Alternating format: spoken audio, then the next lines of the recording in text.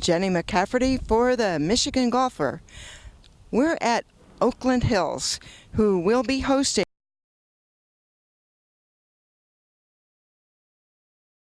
championship.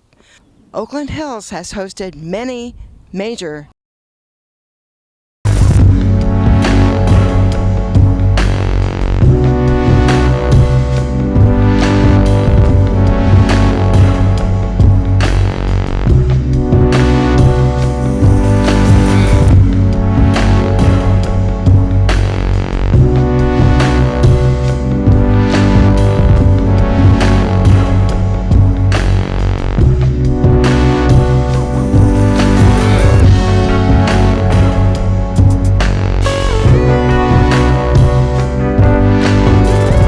Today is a preview of that 116th U.S. Amateur.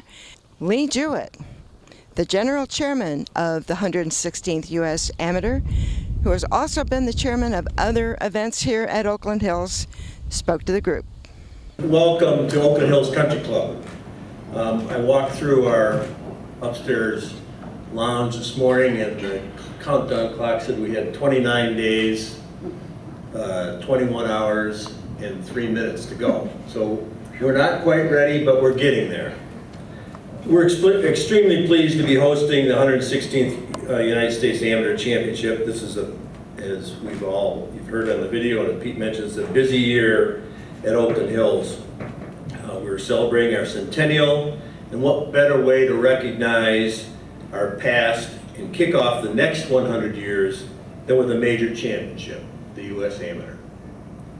I would encourage all of our guests to visit our second floor hallway and review the displays of our championship history, or simply check out the trophy case there to my right.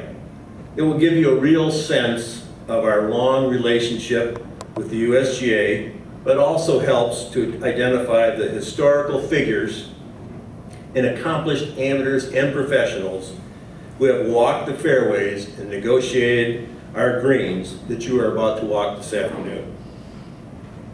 Our preparations and planning started in earnest in September of 2011 when we named our executive committee. Claudia Senko, Craig Moss, Rick Herdlicka, Tom Stacy, Brian Williams, and Charlie Fritz. And I appreciate very much all of their dedication, hard work, and organizational skills. Now there are obviously some differences, but make no mistake, from the host club standpoint, the organization and preparations for a U.S. Amateur are basically the same as they would be for a U.S. Open. We need to arrange on-site parking. We must provide transportation for spectators, volunteers, and players. We have to enlist volunteers, and we have to make sure that our grounds and spectators are safe and secure. We need to sell hospitality packages and tickets, arrange for player housing, and develop a committee structure. Some of these things are more complicated for a U.S. Amateur, and some are less involved, but all must be done. To date, we have over 1,250 volunteers. We're organized into 50 committees, from A to Z, admissions to walking scores, with 84 committee chairs. We have over 50 corporate hospitality clients, and we have a break-even budget of $2.1 million. We've had great support from our board, and we appreciate their attendance today and all the support they've offered us in the past years. Our membership has been involved in support of every step of the way. Just so you know, every square inch of our clubhouse space and several of our outside buildings will be utilized during the championship. Our learning center will be the media center. The pool house and deck will be the volunteer headquarters, and our exercise room will house the USGA staff. We're very lucky to have a great working relationship with Bloomfield Township and their executive staff, the police department, the fire department, and the EMS crew, so that they can provide the necessary services for traffic control, safety, security, and emergency response. Our community and neighbors are very supportive and responsive to our championships and are tolerant of the inconveniences that is key in hosting major championships. From the beginning, we knew we had a couple of problems that would need to be solved. Parking for 2,000 cars and additional practice facilities for the players. Our friends and neighbors at Bloomfield Hills Country Club, led by their president, Dick Brody, their head golf professional, Mike Erickson, and their golf course superintendent, Dan Billette, solved that problem. And we are very grateful for them to be our partner in hosting the U.S. Amateur Championship. Bloomfield Hills Country Club will be an additional practice site from Friday, August 12th through Tuesday, August 16th. We will use their driving range, and if necessary, their first hole will be closed down if players have a need to practice shots over 250 yards, which they will be limited to here at Oakland Hills Range. By the way, in case you didn't know, there's a lot going on in our area the week of August 15th. The Woodward Dream Cruise will be in full swing. If you've tried to travel east to west, you know that the road construction is also full swing. Big Beaver Road is closed, and Maple Road will be closed. Those are all challenges that we have faced.